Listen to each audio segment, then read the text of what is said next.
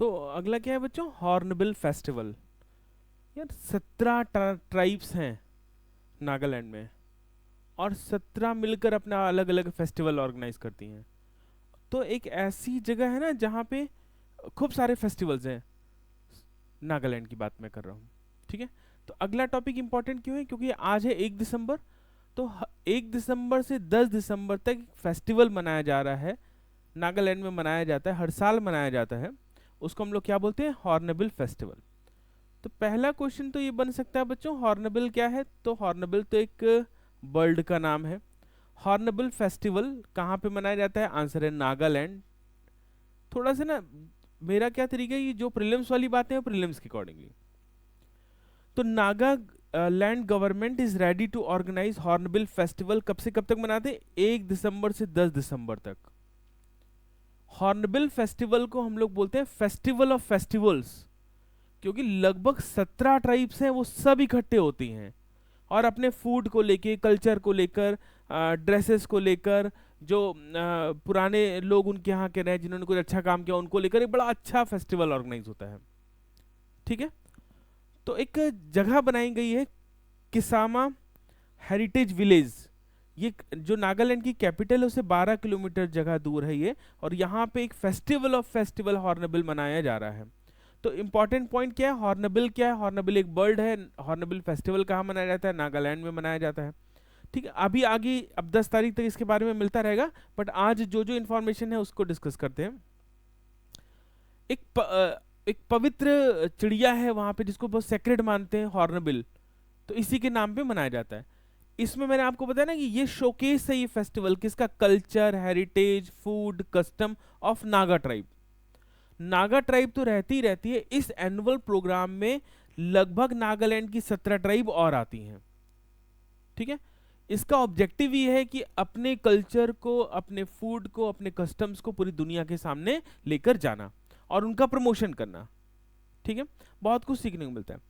अब यहाँ पे जो हमारे एक और लिए इंपॉर्टेंट चीज है, ग्रेट हॉर्नबिल। मैंने कहा हॉर्नबिल एक बर्ड का नाम है, तो देखिए, the great hornbill is found in a primary evergreen and moist deciduous forest. ये एवरग्रीन सालों भर हरे भरे और मॉइस्ट डेसिडुअस फॉरेस्ट, यहाँ पे जो बर्ड पाई जाती है इसे हम क्या बोल रहे हैं, ग्रेट हॉर्नबिल। एक पर्टिकुलर टाइप की स्पीसीज है जिसको क्या ग्रेट हॉर्नबिल नाम दिया जा रहा है, ठीक है। और आज की डेट में IUCN ने इसे वल्नरेबल कैटेगरी दिया हुआ है। एक मैं होमवर्क देता हूं आपको, अपने आप से पढ़िएगा। IUCN ने कैटेगरी बांटी है, जैसे आपने सुना होगा threatened, vulnerable, endangered, extremely endangered, इस तरह से कैटेगरी बनी हुई है। लीस्ट थ्रेटेंड, तो इसके लीस्ट कंसर्न, इसको आप पढ़िएगा अपने आप से। तो IUCN एक बुक पब्लिश करता है, रेड डेटा बुक। इसमें कैटेगरीज को अलग अलग तरीके से लिखता है, अलग अलग स्पीसीज को अलग अलग कैटेगरी प्रोवाइड करता है। तो हॉर्नबिल को क्या कैटेगरी मिली हुई है, schedule 1 of wild life protection act में मेंशन है, और IUCN में क्या मिली हुई है, वल्नरेबल कैटेगरी मिली हुई है। तो जैसे ये अलग अलग स्पीसीज को, उनको कितना खतरा है, उनके कंसर्न के अकॉर्डिंगली कैटेगराइज करता है, वैसे हमारे यहाँ भी जो वाइल्ड लाइफ प्रोटेक्शन एक्ट है 1972, ये भी शेड्यूल बनाता है कि किस चीज को, किस स्पीसीज को हमें कहाँ पर रखना चाहिए। यहाँ ध्यान देने वाली बात है, ये जो हॉर्नबिल है ये कहाँ कहाँ पाए जाते हैं, ये वेस्टर्न घाट में भी मिलते हैं और हिमालय पे भी मिलते हैं। यानी देखिए, ये वाला जो रीजन है ना, मॉइस्ट एवरग्रीन फॉरेस्ट, यहाँ पे भी है, और यही नॉर्थ ईस्ट वाले रीजन में भी है।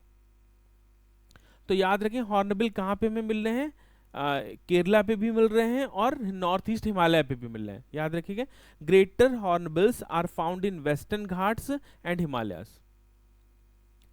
और सबसे मजेदार बात क्या है, it is the state bird of Arunachal Pradesh and Kerala, ठीक है। ये क्या है, this is the state bird of Arunachal Pradesh and Kerala. Hornbill state bird है, और हॉर्नबिल की लगभग 9 स्पीसीज पाई जाती हैं, ठीक है। तो स्टेट बर्ड हो गई किसकी, अरुणाचल प्रदेश की और केरला की, और ये फेस्टिवल कहाँ का है, नागालैंड का हॉर्नबिल फेस्टिवल, ठीक है। आगे देखते हैं चीजें, कुछ चीजें नागालैंड के लिए हम लोग ने रखी हुई हैं। नागालैंड स्टेट के तौर पर भारत में 1 दिसंबर 1963 को शामिल हुआ था, 1 दिसंबर 1963।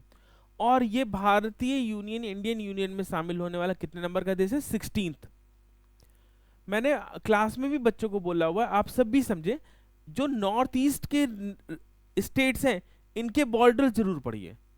अक्सर इंडिया की मैपिंग की अगर हम बात करें तो UP pieces, Bihar pieces, Madhya Pradesh में इंडिया की मैपिंग में जो नॉर्थ ईस्ट के स्टेट्स हैं इनके बॉर्डर स्टेट्स को पूछा जाता है, और उनको तो जरूर पढ़ लें जो किसी इंटरनेशनल बॉर्डर को टच करते हैं।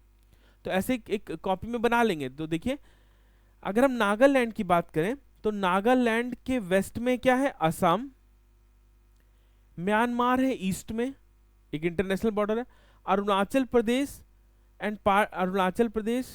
एंड पार्ट ऑफ असम है नॉर्थ में, और मणिपुर है साउथ में। तो ऐसे आपको जितने नॉर्थ ईस्ट के स्टेट्स हैं सबके बारे में बनाना है। ठीक बात है, ये इंपॉर्टेंट है, इसलिए यहाँ पे मैं बता रहा हूँ।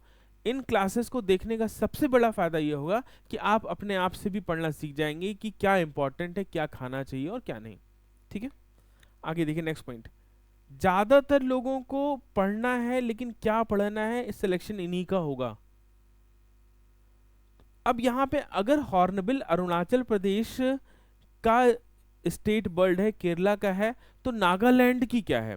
तो देखिए, एक नागालैंड की स्टेट बर्ड है जिसको हम लोग बोलते हैं ब्लिथ ट्रैगपॉन, ये ना, ये रहिए, इसको पहचान लीजिए इसको। तो this is the state bird of Nagaland. आप यकीन मानिए अगर आज की डेट में क्वेश्चन पूछें और हॉर्नबिल ऑप्शन में हो तो बहुत सारे लोग हॉर्नबिल नागालैंड में बनाया जाता है, इसको सोच के हॉर्नबिल टिक करके आएंगे। क्लियर सबको।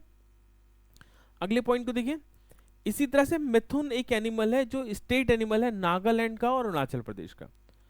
आपको पता ही होगा ये बात, 1 सितंबर 2023 को इसे फूड एनिमल डिक्लेयर कर दिया गया है।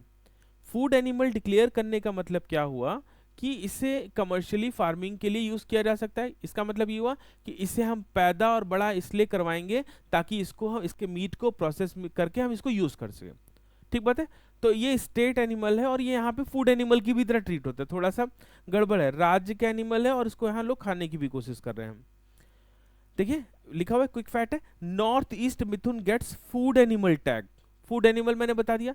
अभी जो मिथुन होता है ये लगभग 400 से 650 किलोग्राम का होता है, और अभी रिसेंटली देखिए food safety and standard authority of India ने रिकॉग्नाइज किया मिथुन को as a food animal with effect from सितंबर 1। ठीक है, तो स्टेट एनिमल है और फूड एनिमल भी है। इसका मतलब सिंपली हुआ कि इससे हम क्या कर सकते हैं, प्रोसेस मीट इसका यूज कर सकते हैं। With this mithun can be commercially farmed and it meat is processed for pickle, soup, peppers और बिरयानी। भैया खाना पीना तो देख सुन के, जो खाता उसके लिए तो बहुत बढ़िया, अलग अलग टेस्ट लीजिए, वैरायटी लीजिए। नागालैंड में 16 डिस्ट्रिक्ट्स हैं, 16 एडमिनिस्ट्रेटिव डिस्ट्रिक्ट्स हैं और 17 मेजर ट्राइब्स हैं। ठीक है, ऑल्दो अभी डायरेक्टली हमारे लिए इंपॉर्टेंट नहीं है, बट आप ये देखिए कि 17 मेजर ट्राइब मिलकर यूनिकनेस दिखाने के लिए एक फेस्टिवल ऑर्गेनाइज करती हैं और भली भांति करती हैं, तो ये इंपॉर्टेंट है। ठीक है, कैसे इस फेस्टिवल ने, फेस्टिवल ऑफ फेस्टिवल्स ने चीजों को एक करके रखा है, कैसे फेस्टिवल्स लोगों को यूनाइट कर रहे हैं। तो ये पूछा जा सकता है ना मेंस में कि फेस्टिवल कैसे उन कैटलिस्ट का काम कर रहे हैं जो लोगों को यूनाइट कर रहे हैं। ठीक है, चलिए